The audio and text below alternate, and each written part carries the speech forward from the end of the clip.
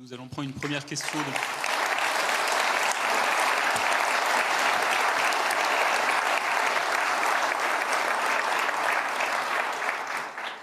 Merci. Nous allons prendre une première question d'un journaliste depuis la salle.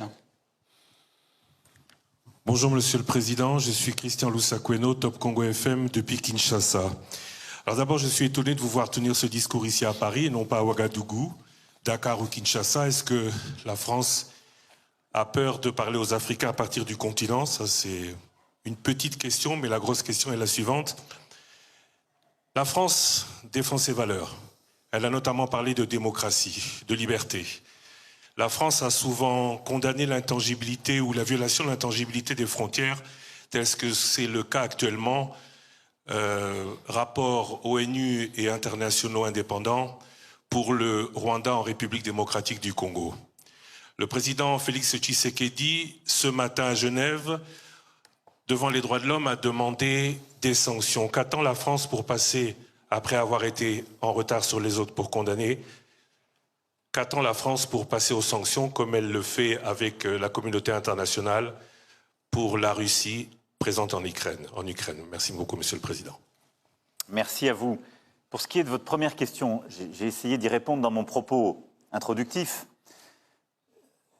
Je souhaitais ici, aussi compte tenu de l'importance de cette politique pour la France, le faire depuis Paris aussi, parce que je considère qu'on ne doit pas simplement parler de l'Afrique, de ce qu'on y conduit quand on est en déplacement en Afrique, mais le faire en salle des fêtes à l'Élysée donne une solennité toute particulière et montre combien ce que nous conduisons est important pour notre pays.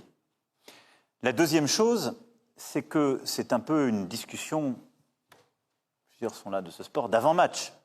Nous allons nous déplacer sur le terrain, c'est une bonne chose de mobiliser tout le monde et de partager les mêmes objectifs.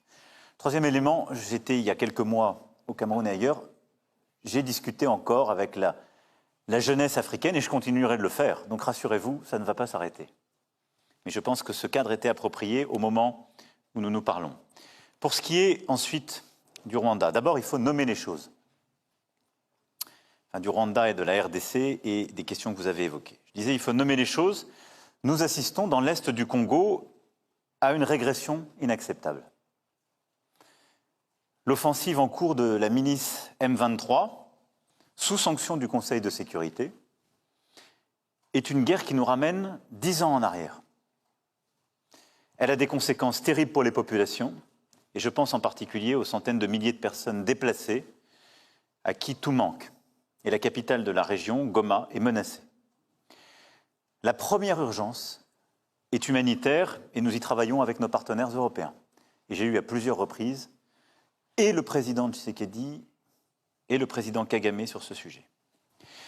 Je voudrais ensuite rappeler deux principes fondamentaux. L'unité, la souveraineté, l'intégrité territoriale du Congo ne se discutent pas. C'est notre position constante et cette position n'a pas changé. Deuxièmement, il n'y a pas de deux poids, deux mesures.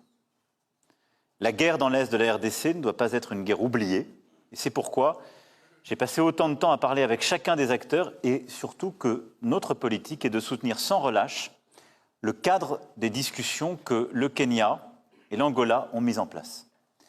Et j'ai pu d'ailleurs aussi échanger avec les deux présidents pour soutenir les médiations régionales qui se sont déployées. Nous avons d'ailleurs soutenu le déploiement des troupes kenyanes dès qu'elles ont pu s'installer. Nous en avons été, je dirais, à l'initiative diplomatique. Et j'ai encore parlé ces derniers jours au président pour unifier les différents processus de médiation régionale. Je reste convaincu que la réponse doit être collective et c'est précisément le sens des entretiens que j'aurai aussi avec mes homologues avant de venir à Kinshasa. Merci. Nous allons prendre une question en visioconférence.